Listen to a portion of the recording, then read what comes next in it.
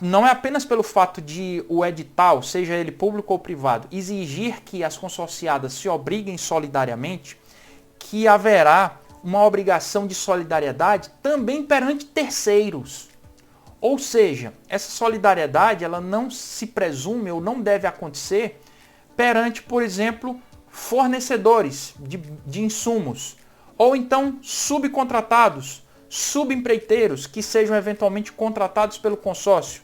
Portanto, é importantíssimo que no termo de constituição do consórcio faça uma ressalva de que a obrigação solidária, no caso do consórcio e das consorciadas, ela só existe perante o dono da obra, seja ele a empresa privada que está contratando a obra, seja o ente da administração pública que está contratando o consórcio, tá?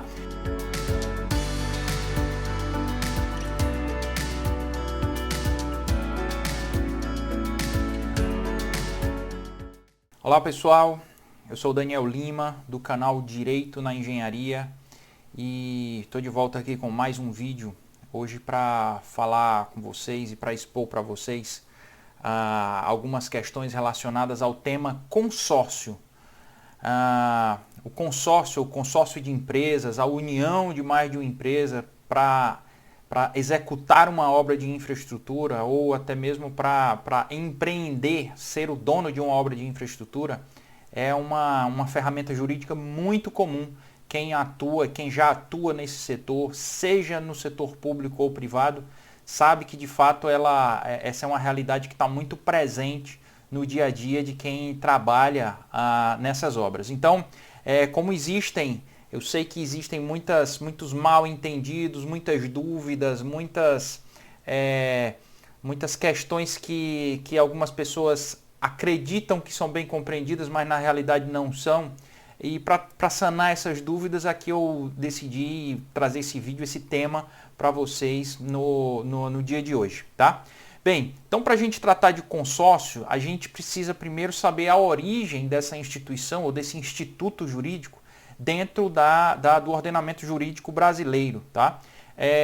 E ele está previsto, no nosso caso aqui, em nosso país, na lei das sociedades anônimas, na lei das SAs, que é a Lei 6.404 de 1976. É a lei que regulamenta o mercado de capitais, de sociedades que possuem, sociedades anônimas que negociam ações em bolsa de valores, de capital aberto, mas também as de capital fechado. Regulamentam uma série de questões contábeis e societárias, mas sobretudo questões relacionadas às sociedades anônimas, sociedades por ações. Mas dentro do seu bojo, dentro da sua estrutura, está lá prevista a questão dos consórcios, tá? Mas isso não quer dizer, já de cara eu deixo logo esse esclarecimento, que não é pelo fato da regulamentação do consórcio estar prevista na lei das SA, que somente uma empresa que tenha característica ou que possua natureza de sociedade anônima, uma companhia, portanto, que é estruturada, que tem o seu capital integralizado e dividido em ações e não em cotas, por exemplo, como é o caso de uma sociedade limitada, de uma EIRELI ou de outros tipos. Isso não quer dizer que somente as SAs possam participar de consórcio, de forma alguma, tá? Qualquer empresa pode participar, pode formar, pode compor um consórcio. Vamos lá dar uma olhada então. Eu vou aqui passar para vocês os dispositivos da Lei 6404 que trata do assunto. Deixa eu compartilhar aqui a tela com vocês. Pronto, vamos lá. Lei das SA. O que está lá no artigo 278? A gente tem o seguinte, ó. As companhias e quaisquer outras sociedades sob o mesmo controle ou não podem constituir consórcio para executar determinado empreendimento, observado o disposto neste capítulo.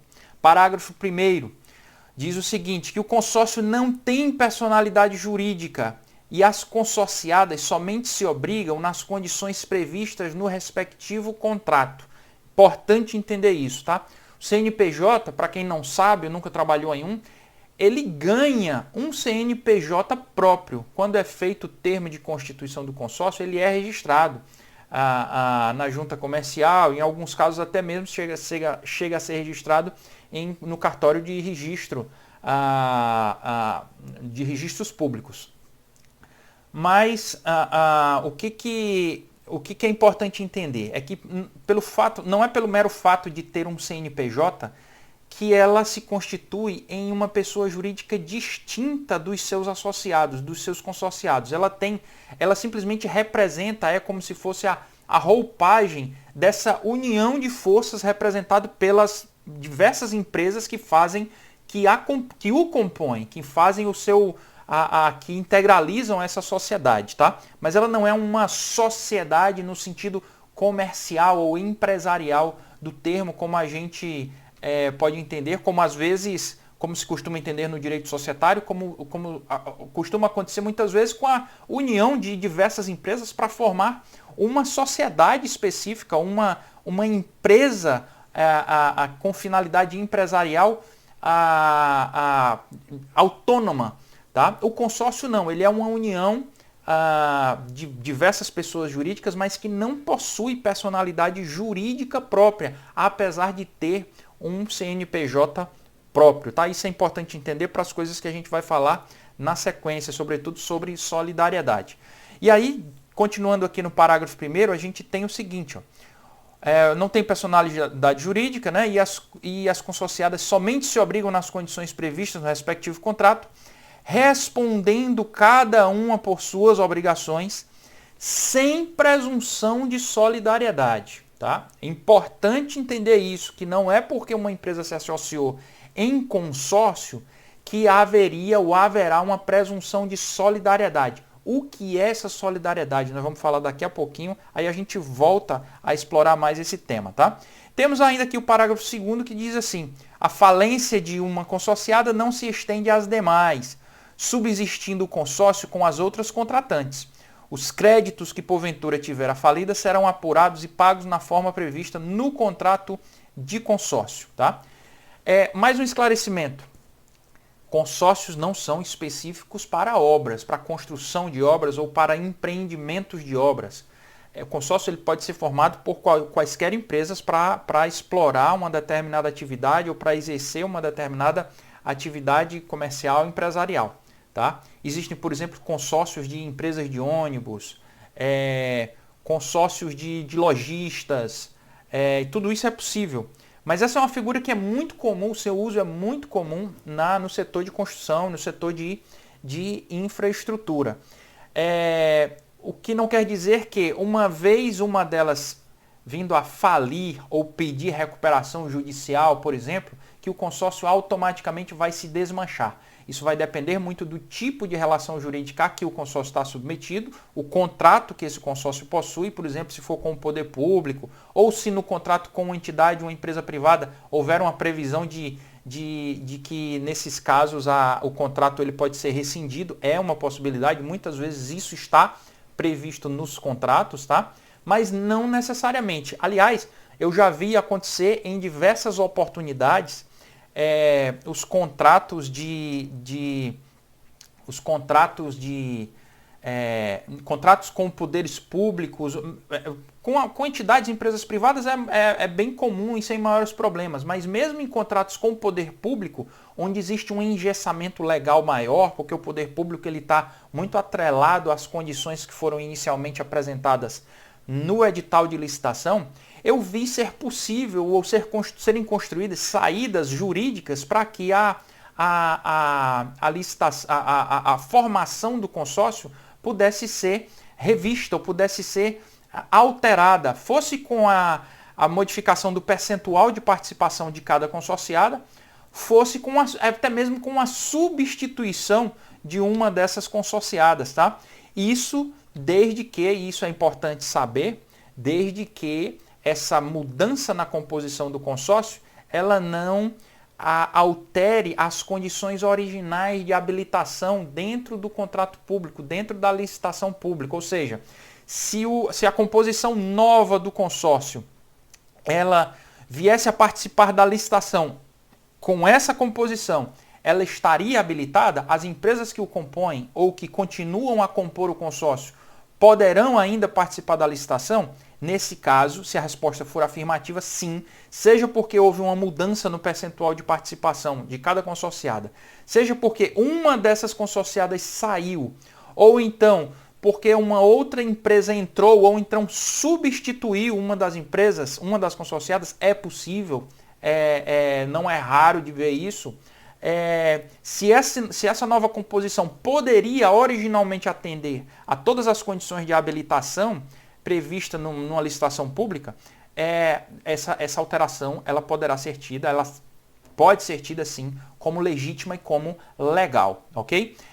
E a propósito, já que a gente está falando de licitações públicas, a gente pode ver, convém a gente dar uma olhada no que a Lei 8666, que é a Lei de Licitações e Contratos, estabelece a respeito desse tema, tá? Na Lei de Licitações e Contratos, a gente tem o artigo 33, que fala sobre o seguinte: quando permitida na licitação a participação de empresas em consórcio, observar-se-ão as seguintes normas. Primeiro, a comprovação do compromisso público ou particular de constituição de consórcio subscrito pelos consorciados, ou seja, um documento padrão dizendo que os consorciados se comprometem a, uma vez ganha a licitação, eles vão fazer um termo de constituição definitiva do consórcio, assumem, portanto, o compromisso de concretizar aquele ato jurídico, tá? Lembrando que nem todo o edital e nem toda licitação admite a participação de empresas em consórcio. É preciso que no edital haja essa previsão. Embora seja cada vez mais comum e cada vez menos problemático, a imensa maioria dos editais admite a participação de consórcios, tá? Mas é possível que o ente público, a administração pública, vede, proíba essa participação.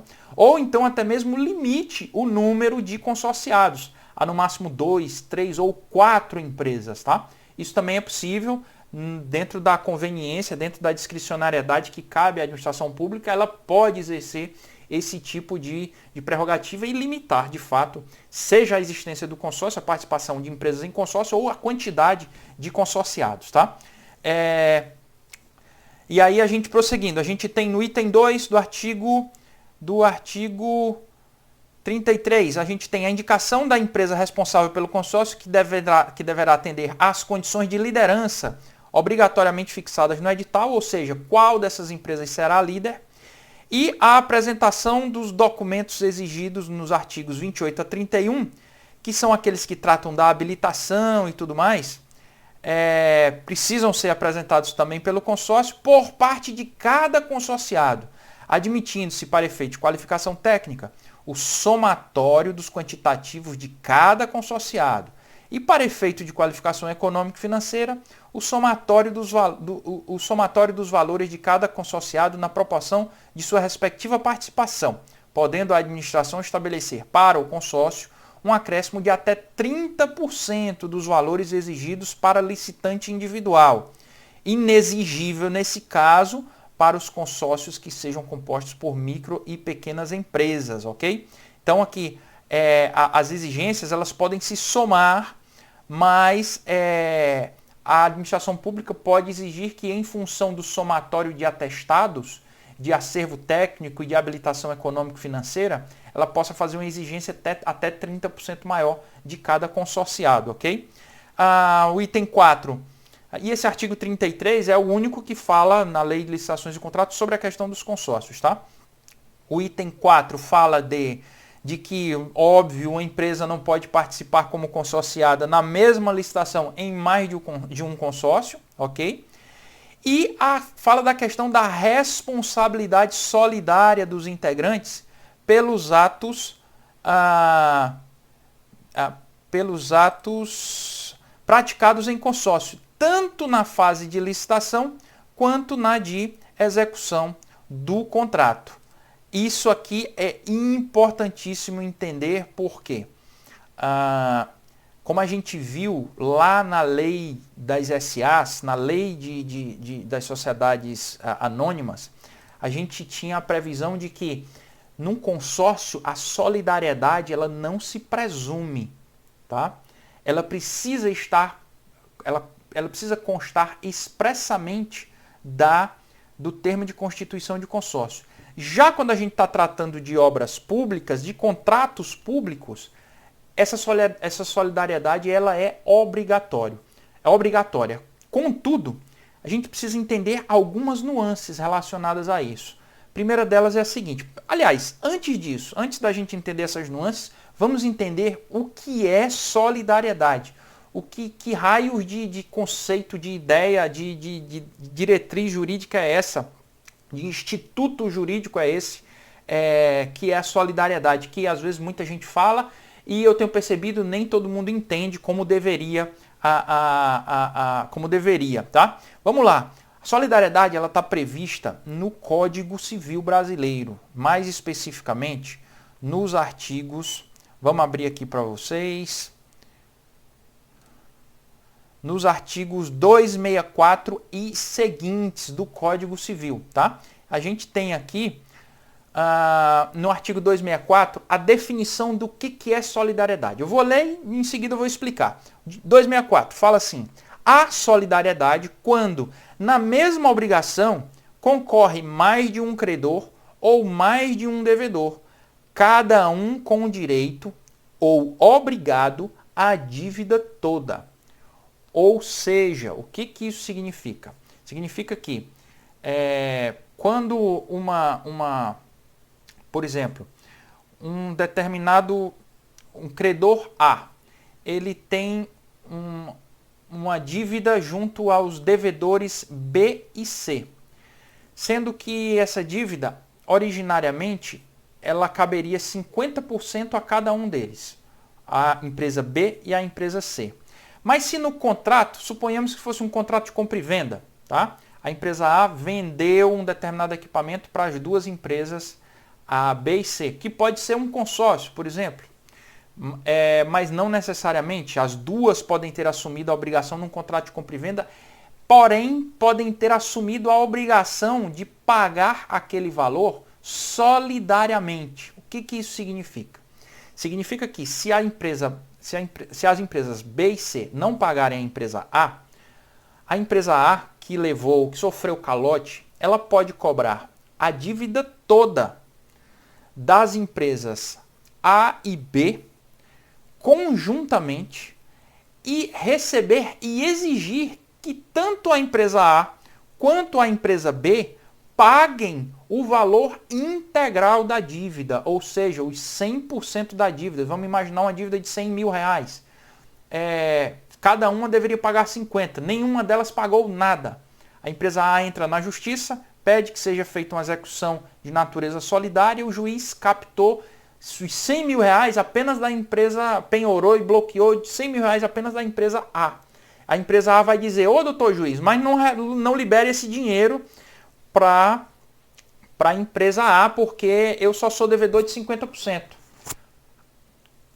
Contudo, como a empresa B e a empresa C assumiram o dever de honrar aquela obrigação, honrar aquele pagamento de forma solidária, esse argumento não subsiste, não cola, não funciona. Por quê? Porque ela pode ser demandada pela dívida toda.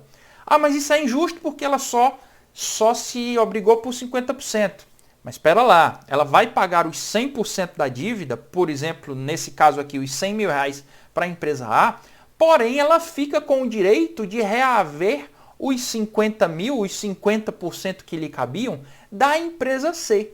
Só que esse passa a ser um problema interno das duas devedoras. B vai se resolver com C e vice-versa. A empresa A que vendeu e que tinha o direito de receber solidariamente não tem nada a ver com essa situação. Então, nesse caso, a empresa pode receber tudo e as empresas que pagaram, se uma delas acabou pagando a dívida integral, ela que resolve internamente, na sequência, essa situação com o seu outro parceiro de negócios, aquele que deveria ter pago junto com a empresa B, no caso a empresa C, né, deveria ter pago a sua metade. Ok? Na sequência, a gente tem aqui o artigo 265, que vai na linha do que a gente já leu. Deixa eu só compartilhar aqui. No artigo 265, que vai na linha do que a gente já leu lá na lei das sociedades anônimas, das sociedades por ações, que fala que a solidariedade não se presume, resulta da lei ou da vontade das partes, tá? Então, se duas empresas, duas construtoras formam um consórcio, por exemplo, para executar uma obra para uma instituição privada, para uma empresa privada, nesse caso não há que se falar em presunção de solidariedade, tá? Só que, em alguns casos, o dono da obra exige que o consórcio preveja essa solidariedade. Ok, no âmbito privado isso é negociável, tá?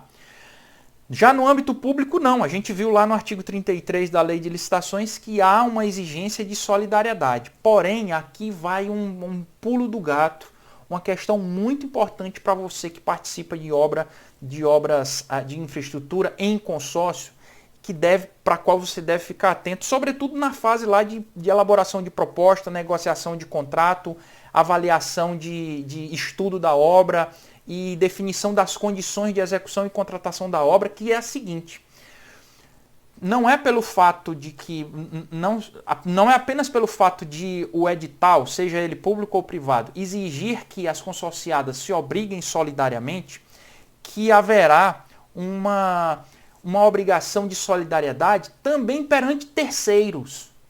Ou seja, essa solidariedade ela não se presume ou não deve acontecer perante, por exemplo, fornecedores de insumos, ou então subcontratados, subempreiteiros que sejam eventualmente contratados pelo consórcio. Portanto, é importantíssimo que no termo de constituição do consórcio você coloque, faça uma ressalva de que a obrigação solidária, no caso do consórcio e das consorciadas, ela só existe perante o dono da obra. Seja ele a empresa privada que está contratando a obra, seja o ente da administração pública que está contratando o consórcio, tá? Então, é importante deixar isso claro porque se eventualmente o consórcio vier a passar por problemas financeiros, e eu já vi isso acontecer, eu administro casos assim no escritório, e não houver essa distinção de que a solidariedade ela não é irrestrita, muitos dos seus fornecedores, se você é o consórcio construtor da obra, muitos dos seus fornecedores poderão, como de fato fazem, acionar ou demandar não apenas o consórcio, o CNPJ do consórcio, que é o obrigado originário pelo contrato ou pelo cumprimento de obrigações que eventualmente foram inadimplidas, mas ele as empresas consorciadas também são. Ou então a gente entra numa discussão que vai ser muito difícil ou penosa para ambas as partes, tá? Por isso que é importante deixar clara a extensão dessa solidariedade, até onde ela vai e onde ela cessa. Daí porque você também que trabalha como subcontratado, como fornecedor de obra, como um subempreiteiro, fique muito atento para o fato de, quando você for assinar um contrato com um consórcio, você eventualmente for subcontratado por um consórcio, primeiro, peça para ver em detalhes não só o termo de constituição do consórcio, para ver até onde se estende a solidariedade, mas, porém, mais do que isso, o que eu recomendo é que no contrato esteja previsto expressamente que as empresas consorciadas também se obriguem solidariamente pelo cumprimento das obrigações previstas no consórcio. Porque muitas vezes acontece o seguinte: um contrato é rescindido com o consórcio para de ter faturamento, o consórcio ele virtualmente ou na prática ele quebra, para de ter receita nas suas contas bancárias, ele se encerra na prática, ainda que não oficialmente ou formalmente, mas as empresas consorciadas passam a seguir vida normal e elas têm faturamento. E como o contrato não previa essa obrigação originária, como sendo também cabível num primeiro momento para as consorciadas, aquele credor, o subcontratado, você que eventualmente seja o subcontratado, o subfornecedor, o subempreiteiro desse consórcio, pode encontrar muita dificuldade ou precisar de um tempo muito maior para atingir as consorciadas a fim de que elas venham a garantir a dívida que efetivamente não honraram em relação a você ou à empresa que você tem, a empresa em que você trabalha. Muito importante, portanto, que você observe esse detalhe no momento da contratação, tá? Para que você tenha, portanto, uma segurança jurídica maior no momento de receber as suas dívidas ou as dívidas que eventualmente o consórcio não lhe pague, tá? Além disso, o que é importante saber ou fazer é que uma vez sendo colocada esses limites dentro do termo de constituição de consórcio e dentro do contrato que é firmado entre uma empresa e um consórcio, seja o dono da obra com o consórcio construtor ou um subempreiteiro com o consórcio construtor, vai ficar muito mais fácil saber até que montante cada parte será responsável para responder pela dívida, tá? Aliás, existe muita jurisprudência nesse sentido. E, inclusive, estabelecendo que não há presunção de solidariedade. Eu vou mostrar aqui para vocês algumas delas, tá? Como, por exemplo, a seguinte. Só um instante. Só um instante.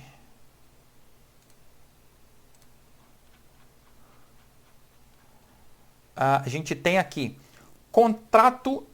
Peraí, deixa eu compartilhar a tela com vocês. Assim fica melhor mesmo. Olha essa daqui, do Tribunal de Justiça de São Paulo. Ó. Contrato de prestação de serviços entabulado com mandatária de empresas associadas sob a forma de consórcio. Ilegitimidade da mandatária reconhecida. Responsabilidade das empresas consorciadas reconhecida nos limites fixados no consórcio. Recurso da BKO, que é a empresa no caso, né, provido e parcialmente provido, o recurso da autora. Enfim, aqui mostra que a solidariedade de fato não se presume, tá? Em não se presumindo, cada parte responde pelo seu percentual específico de participação. Porém, o ideal é que essa responsabilidade das empresas consorciadas também figure no contrato subsidiariamente, porque se isso não acontecer, a empresa que se tornar credora do consórcio que lhe aplicou um calote pode ter que passar ainda por um penoso processo chamado de desconsideração da personalidade jurídica, tá? A gente viu já que o consórcio ele não tem uma personalidade jurídica própria. Mas se o consórcio está ativo ainda, ele está funcionando e não existe nenhuma obrigação subsidiária ou complementar ou em relação às consorciadas, pode haver esse entrave. Isso vai demandar tempo, vai fazer com que o credor precise de mais tempo para demonstrar isso. Se o contrato tivesse bem negociado, isso poderia ser resolvido logo na largada. Tá? Então, por isso que é importante, toda vida que você for negociar com um consórcio, fixar bem a extensão da responsabilidade das consorciadas, seja restringindo as responsabilidades, seja alargando essas responsabilidades, isso a depender do lado em que você tiver da contratação. Óbvio, vai ser mais ou menos conveniente para você, a depender do lado em que você tiver na relação contratual. Tá? E temos ainda a seguinte decisão do Tribunal de Justiça do Rio Grande do Sul. A apelação, vamos aqui, começar dessa parte. O consórcio não tem personalidade jurídica, não constituindo, pois, pessoa jurídica, mas associação de empresas que conjugam recursos humanos, técnicos e materiais para a execução do objeto a ser licitado nas condições previstas no respectivo contrato, respondendo cada uma das suas obrigações, sem presunção de solidariedade, conforme está lá no artigo que a gente já transcreveu da Lei das Sociedades por Ações. Tá? Então, Importante, portanto, que você saiba, que você tenha esse cuidado, porque a gente está vendo aqui com jurisprudências, né, de casos reais em que a limitação dessa responsabilidade ela é restringida se a responsabilidade solidária não foi efetivamente bem delineada ou bem estabelecida dentro do contrato. Além disso, existe um outro assunto que é importante,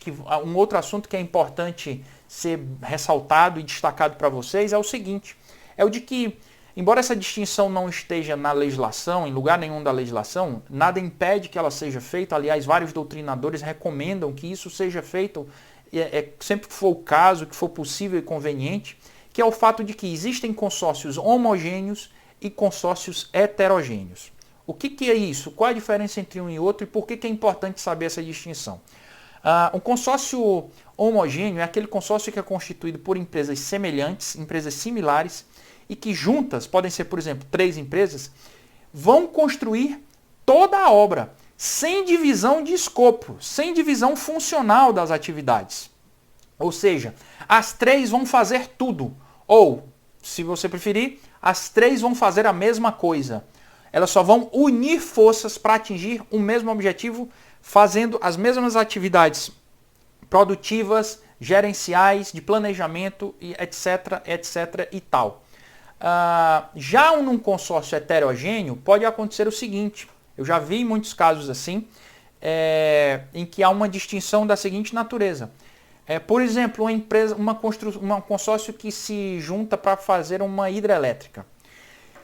Pode se juntar uma empresa responsável pela parte das obras civis, parte de infraestrutura e tudo mais, uma outra empresa responsável pelo escopo eletromecânico, conjunto, turbina, gerador e linha de transmissão, e uma terceira empresa responsável pela elaboração dos projetos executivos e a as-built e tudo mais, todos os documentos e todos os desenhos da obra, além de fazer um acompanhamento técnico da obra, né, o que se chama comumente de ATO, de maneira que cada uma tem um escopo bem dividido e bem definido. Nesse caso, a gente tem um consórcio heterogêneo. Perante o contratante, a responsabilidade de cada uma, como a gente viu que não há presunção de solidariedade, vai depender de como isso estiver ajustado num contrato. Se for um contrato público, não há como fugir da obrigação de se tratar de solidariedade perante o contratante público. Mas perante terceiros a gente já viu que há. É importante deixar, portanto, ressalvado o limite de responsabilidade de cada uma até o limite, até o montante de participação de cada uma delas dentro do consórcio.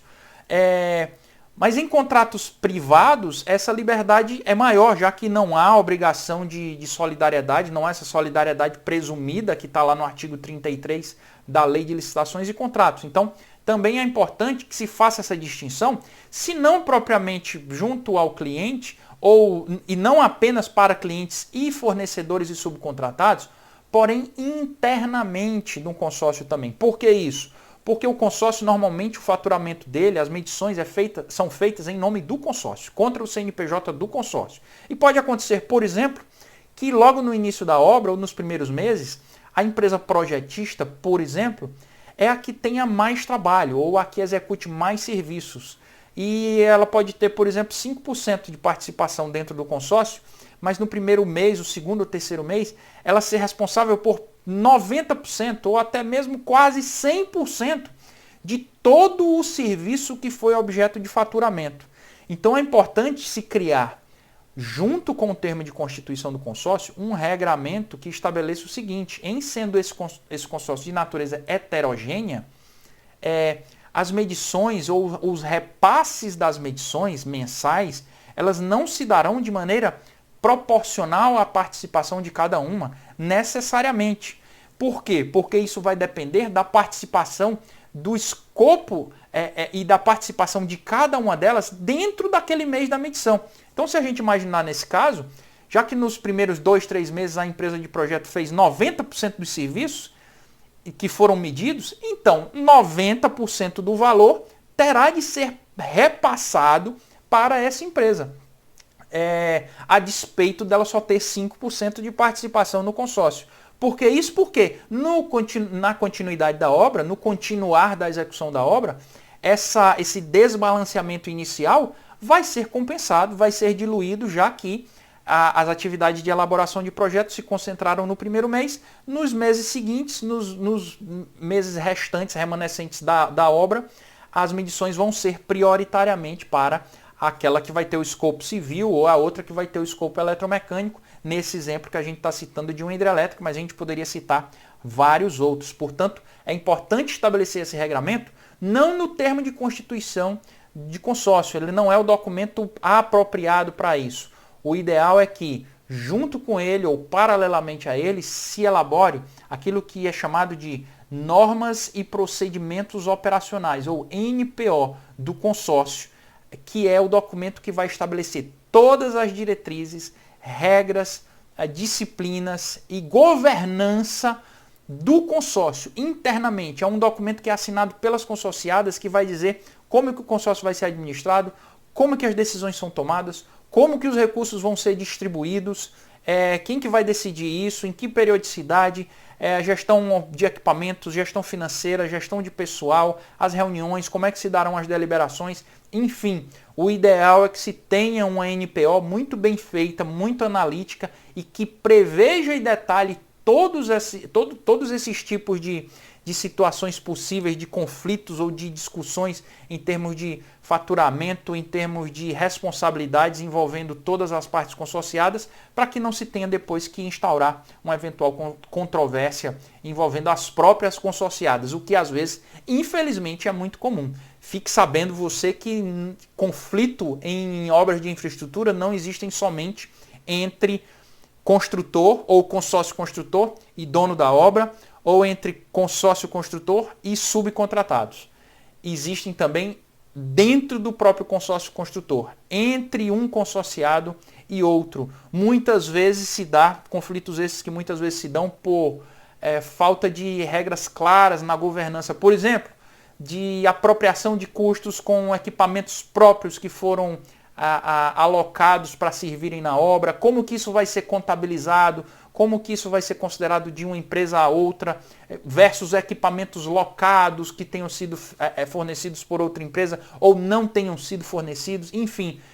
Todo esse regramento do balanceamento e do equilíbrio econômico-financeiro interno do consórcio também precisa passar por uma administração contratual muito firme e muito forte. E isso precisa começar lá na largada, quando é assinado o termo de constituição de consórcio, junto com a assinatura de um bom e bem negociado termo ou acordo operacional, que a gente chama de NPO, são as normas e procedimentos operacionais.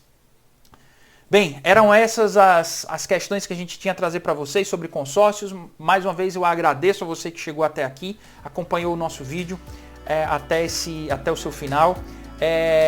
Peço que, se você gostou e se esse conteúdo foi útil para você e você conhece alguém que também possa eventualmente se beneficiar disso que a gente tem passado para vocês, que você compartilhe esse vídeo com seu amigo, com seu colega que é engenheiro, empresário do setor de infraestrutura, que é gestor de obra, para que ele também possa ter acesso a esse conteúdo.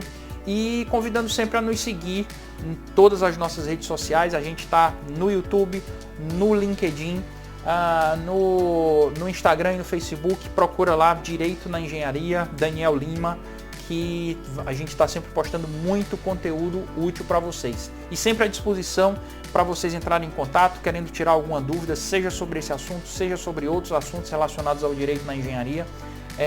Que na medida do possível a gente vai respondendo. Inclusive, se você quiser também mandar sugestões de tema, a gente sempre isso é sempre muito bem-vindo para que a gente possa construir mais conteúdo para vocês, ok? Um grande abraço, até o próximo vídeo.